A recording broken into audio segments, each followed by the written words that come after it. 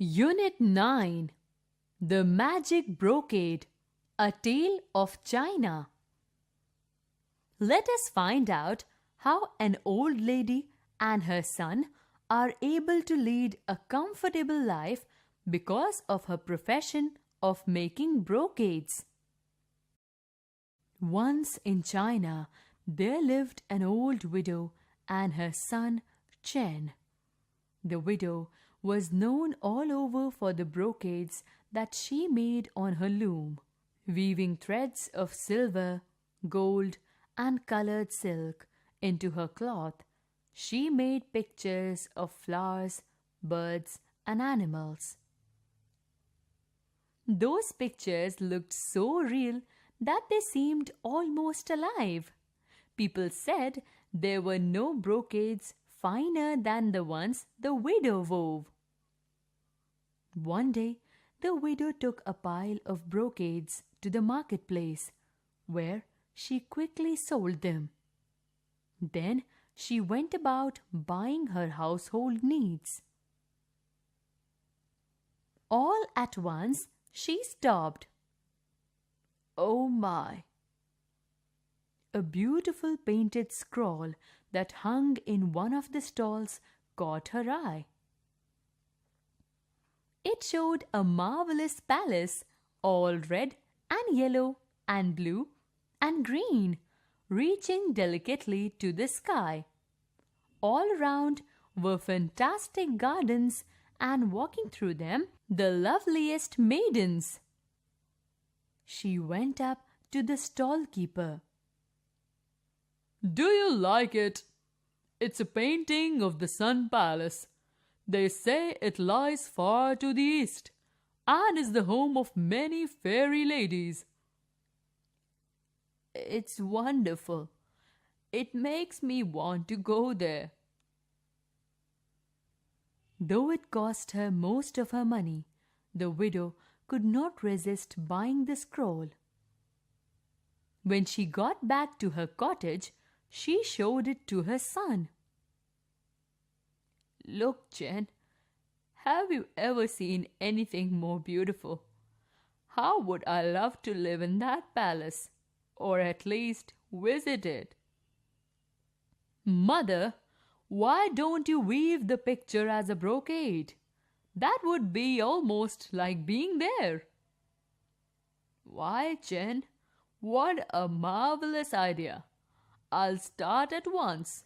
She worked for hours, then days, then weeks, barely stopping to eat or sleep. Her eyes were bloodshot and her fingers raw. "Mother, shouldn't you get more rest?" "Oh, Chen, it's so hard to stop. While I weave, I feel like I'm there at the Sun Palace, and I don't want to come away." Because the widow no longer wove brocades to sell, Chen cut firewood and sold that instead.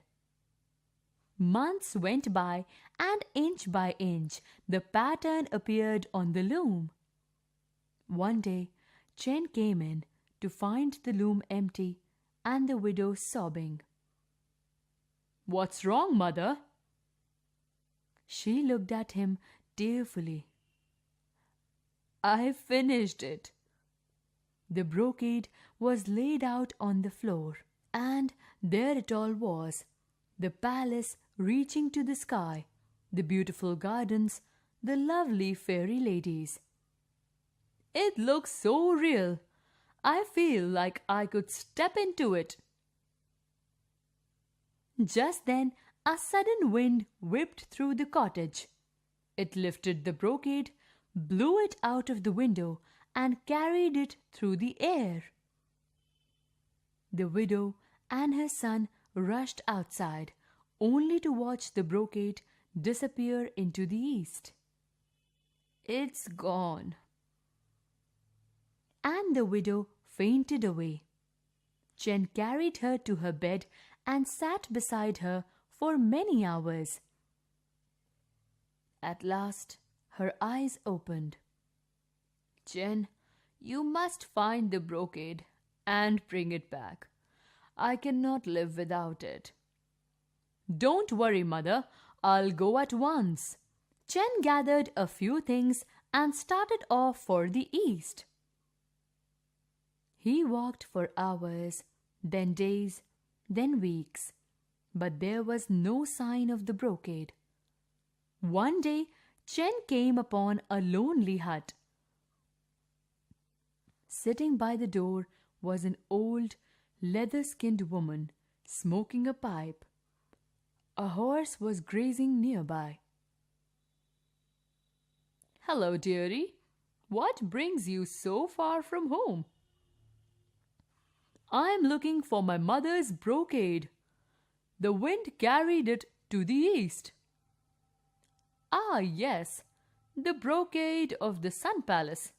Well, that wind was sent by the fairy ladies of the palace itself. They're using the brocade as a pattern for their weaving.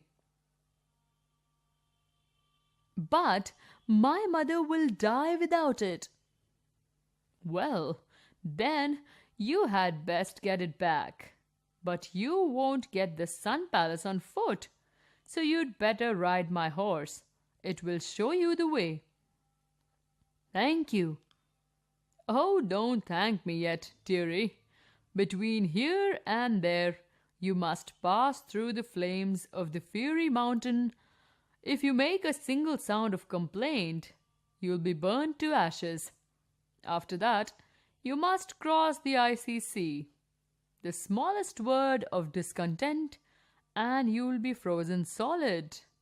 Do you still want to go? I must get my mother's brocade. Good boy. Take the horse and go. Chen climbed on, and the horse broke into a gallop. Before long, they came to a mountain all on fire. Without missing a step, the horse started up the slope, leaping through the flames. Chen felt the fire singe his skin, but he bit his lip and made not a sound. At last, they came down the other side. When they'd left the flames behind, Chen was surprised to find that his burns were gone. A little later, they came to a sea filled with great chunks of ice. Without pausing a moment, the horse began leaping from one ice floe to another. Waves showered them with icy spray, so that Chen was soaked and shivering. But he held his tongue and said not a word. Finally, they reached the far shore. At once, Chen felt himself dry and warm. It wasn't long then till they came to the Sun Palace. It looked just like his mother's brocade. He rode to the entrance, sprang down from the horse, and hurried into a huge hall. Sitting there at looms were dozens of fairy ladies who turned to stare at him, then whispered to each other excitedly. On each loom was a copy of his mother's brocade, and the brocade itself hung in the center of the loom. A lady near the door rose from her loom to meet him. My name is Lian, and I welcome you. You are the first mortal ever to reach our palace. From so far away, what good fortune brings you here? The fairy was so beautiful that for a moment Chen could only stare. Lian gazed shyly downward. Dear lady, I have come for my mother's brocade. So, you are the widow's son. How we admire that brocade. None of us has been able to match it. We wish to keep it here till we can. But I must take it, or my mother will die. Lian looked alarmed, and a flurry of whispers arose in the room. She stepped away to speak softly with several others, then returned to Chen. We surely must not let that happen to her. Only let us keep the brocade for the rest of the day, so we can try to finish our own. Tomorrow you may take it back with you. Thank you, dear lady. The fairies worked busily to finish their brocades. Chen sat near Lian at her loom. As she wove, he told her about his life in the human world, and she told him about hers at the Sun Palace. Many smiles and glances passed between them. When darkness fell, the fairies worked on by the light of a magic pearl. At last, Chen's eyes could stay open no longer, and he drifted to sleep on his chair. One by one, the fairies finished or left off and went out of the hall. Lian was the last one there, and it was almost dawn when she was done. She cut her brocade from the loom and held it beside the widow's. Mine is good, but the widow's is still better. If only she could come and teach us herself. Then Lian had an idea. With needle and thread, she embroidered a small image onto the woman's brocade, an image of herself on the palace steps. She softly said a spell. Then she left the hall with a last long smiling gaze at Chen. When Chen awoke, the sun was just rising. He looked around the hall for Lian, but saw no one. Though he longed to find her to say goodbye, he told himself, I must not waste a moment. He rolled up his mother's brocade, rushed from the hall, and jumped onto the horse. Back he raced across the icy sea and over Fury Mountain. When he reached the old woman's hut, she was standing there waiting for him. Hurry, Chen, your mother is dying. Put on these shoes or you'll never get there in time. Chen put them up. 1 step, 2, 3. Then he was racing over the countryside faster than he could believe possible. In no time he was home. He rushed into the cottage and found the widow in bed, pale and quiet. Mother! Her eyes opened slowly. Chen? Mother, I brought it. He unrolled the cloth onto the bed. My brocade.